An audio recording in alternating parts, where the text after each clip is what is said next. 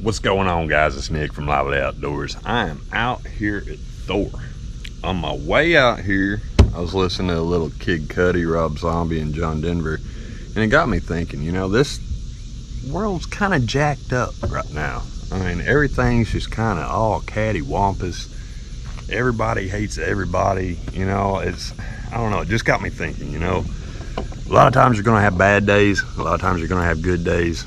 Some people are gonna try to get you down, some people are gonna try to lie about you, go behind your back, do different things. Some people just may not like you. They may all try to get against you or something like that. Don't let it get to you. Always remember tomorrow is a different day. If it lasts through tomorrow, the next day is a different day too. I mean, you're at least 18 if you're watching this probably, so you've lived 18 years. You can get through anything. Just always remember that. Just had me thinking. That was a little bit. Anyway, this is a Springfield Echelon. Let's see what we got. I got a 20 round mag in. I'm not too fond of these 20 round mags because it's got a little thin piece of metal right there, and if you push on it, it actually flexes when there's no mags in, or no rounds in the chamber. See how this bad boy shoots.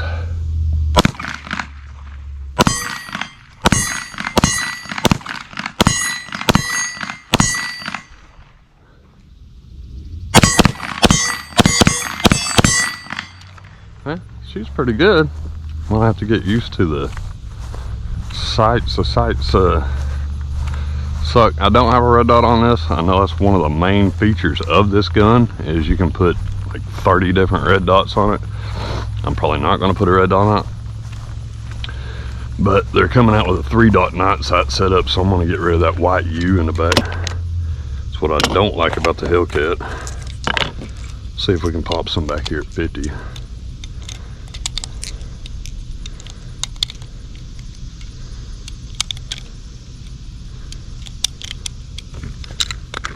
Or 60, whatever.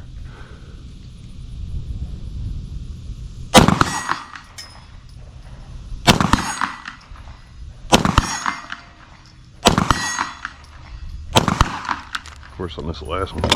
See if we can pull it one hand from back here. And shaking from loading. Good night, it's shaking bad. I haven't loaded this many magazines. Hell, I haven't shot in I don't know how long. Last time I shot was a 357 Magnum video with Mom on 4th of July. And that was a blast. But I haven't been feeling too good lately, so I haven't got out.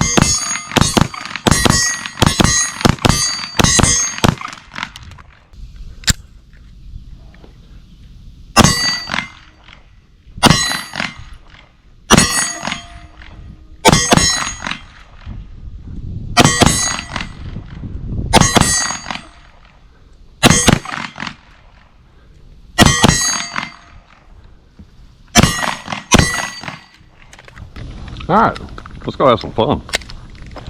Springfield Echelon. They actually like beveled every single thing on here. It's kind of got a tri-cut slide. Pretty much the whole thing's tri-cut.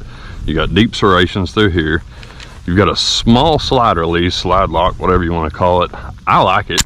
Some people are bitching about it.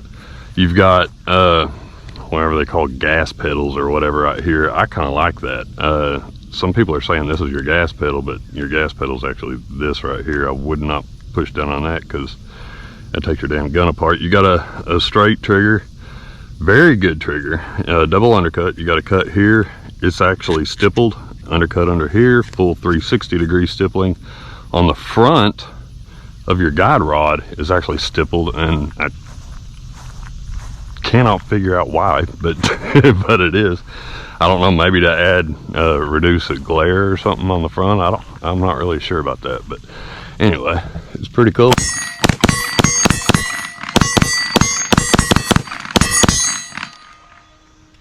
Yeah, it shoots. I like it how there's no big bold lettering on it. You've got small Echelon right here. On this side, you just have Springfield Armory in black there, the serial number right here, and your Springfield Armory logo on the top. It's I like it, man. I like it a lot.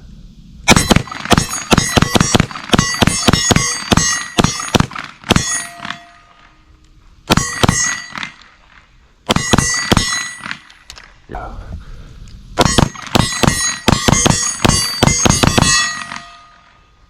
Ah, yeah, I like it.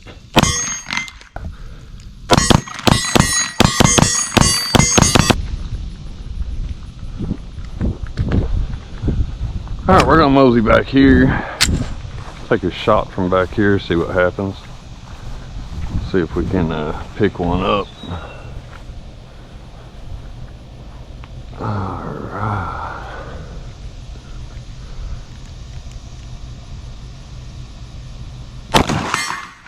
Good enough for me.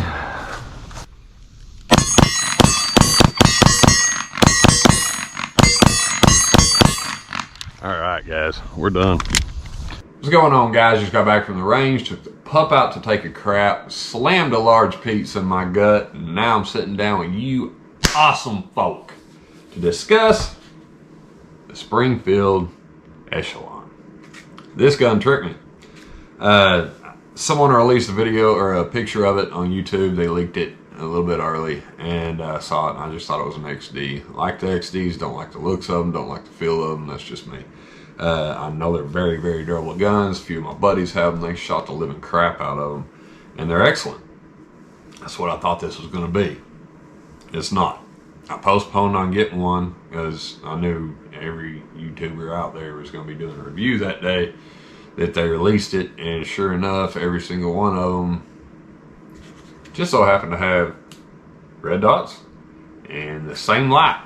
And then I watched Such's video, and he said that that's why they're shipping them out. So evidently all the bought and paid for YouTubers all got the ones with the Surefire X300 lights.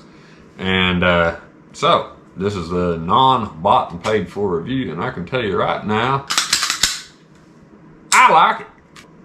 It's like someone took a Glock, a Walther PDP, a CZ, a Canic, and a VP9, and was like, make me something out of all this.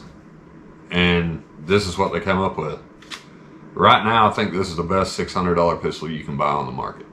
I actually think it's probably the best sub $1,000 polymer pistol you can buy on the market. That's just my opinion.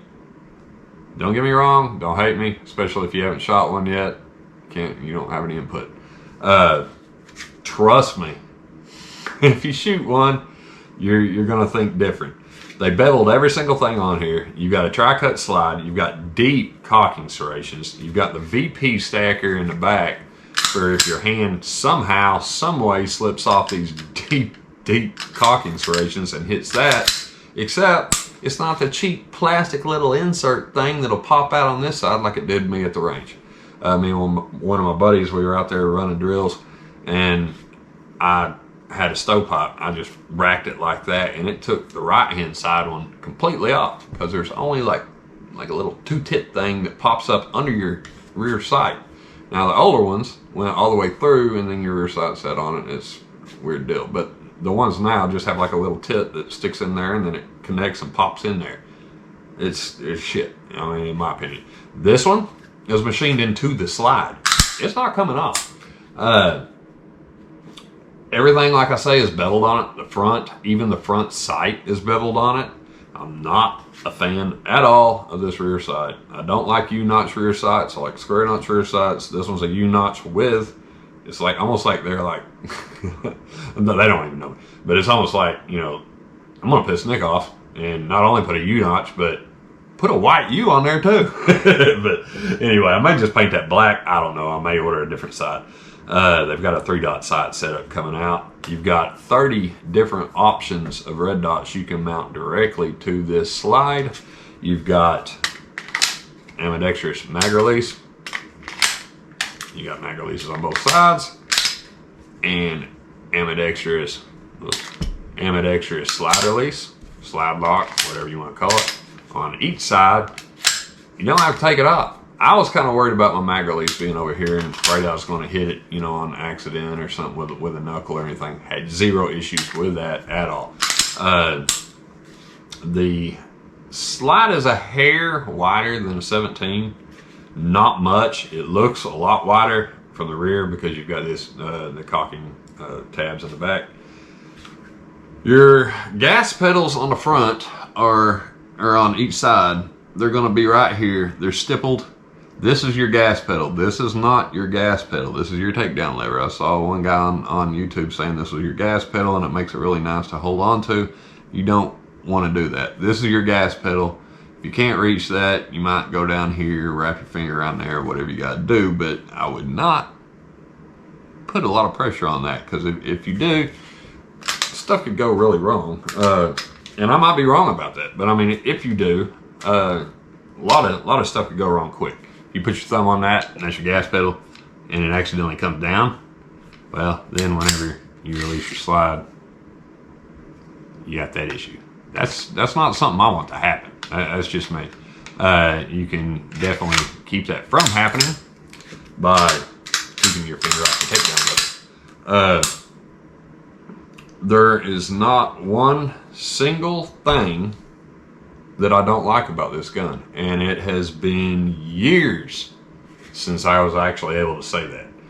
I mean, I don't count the sights, to be honest. I mean, I can shoot with the sights, they're great.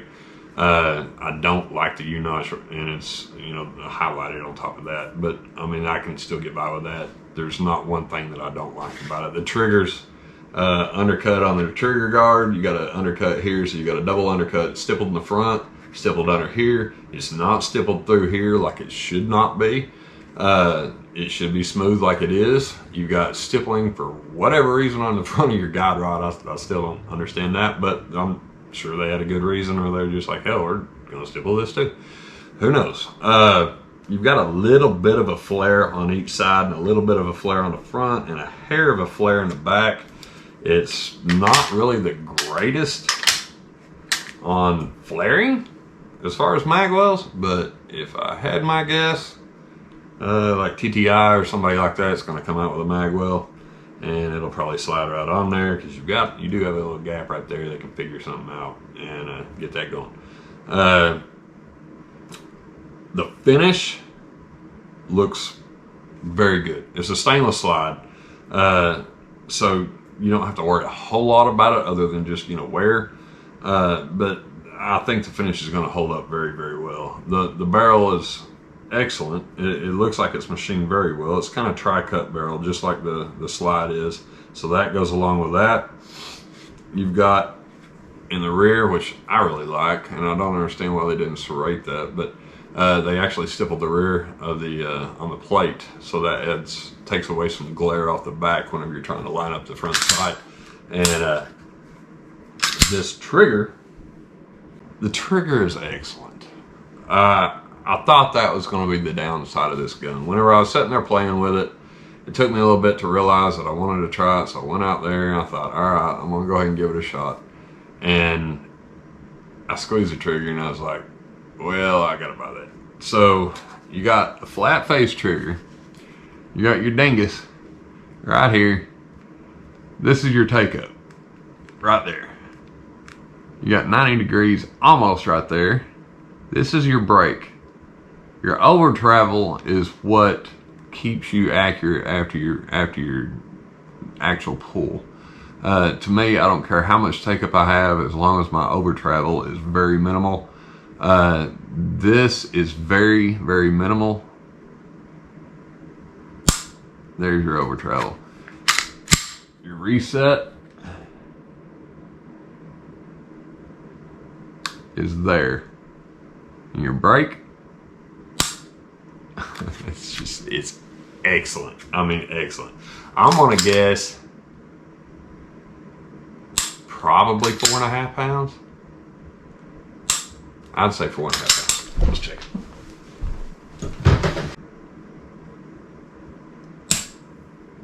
Four and a half right on the dot. Let's do it one more time.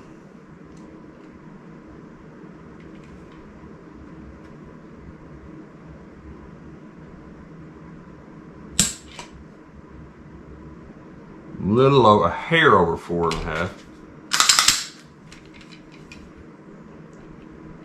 Get us a little. It was about the same point. I mean, they're all reading right at 4.5 to just, I mean, a touch over 4.5. So that right there allows you to be a lot faster, a lot more accurate. Because I mean, whenever you have that little break and then that little bit of over travel, it's good. I'm just saying it's good, guys. It allows you to shoot quick and it allows you to shoot more accurate than I'm able to shoot a Glock. I mean, I shot Glocks for 20 plus years, and this bad boy, 2 pounds, 1.8 ounce. So you got 33.8 ounces, and that's loaded. That's with 17 rounds. I didn't mess with the 21 round mag. But guys, this gun to me, I would say, and this is hard for me to say because I absolutely love HKs and I love Glocks, but right out of the box, this is my opinion. Y'all may not agree. Too bad. Everybody's got their own opinion. This is the best sub $1,000 polymer handgun on the market right now in 9mm. That's just my opinion. That's a lot being said. But I've got a Zev OZ9C. I've got an Agency Arms build that's about $2,800. So you're looking at about a $1,900 or well, $1,700 OZ9C and the Agency Glock 17. Other than the colors that are on them, I would take this over. It feels better. It tracks faster. I like the deep cut serrations. I like the wings on the back being steel. It's got a very high cut right here, so it makes you have a very low bore axis, but you've got a little bit of an extended out beaver tail to where if you're getting way up in there, that slide's still not going to rack your hand. You're stippled all under here. You've got 360-degree stippling. You've got, I mean, ambidextrous, everything. That's a lot to say, but I would take it over my Agency build that I had done or my Zev OZ9C, and those are very high dollar guns. Now, I'm not saying this is better than every, $2,000 handgun out there. I'm saying, in my opinion, this is the best sub $1,000 polymer framed handgun out there right now to date. That's just my opinion, and I'm sticking with it. People might hate me for that, but hey, this is Lively Outdoors. You get the truth. A lot of guys are shooting with the Surefires on them, and I thought about getting a flashlight and putting it on there, and I may end up doing it. It allows you to shoot a whole lot faster if you have a flashlight on there, because you're throwing 4 ounces of weight on here, and that's kind of like what the original compensators were made, was just basically a piece of steel held on here. It wasn't even actually a compensator. It was just more of the weight that was doing it, because the weight's pulling it down and it keeps your muzzle tracking faster. The heavier the front of your gun, the less it's going to rise. Y'all have a good night.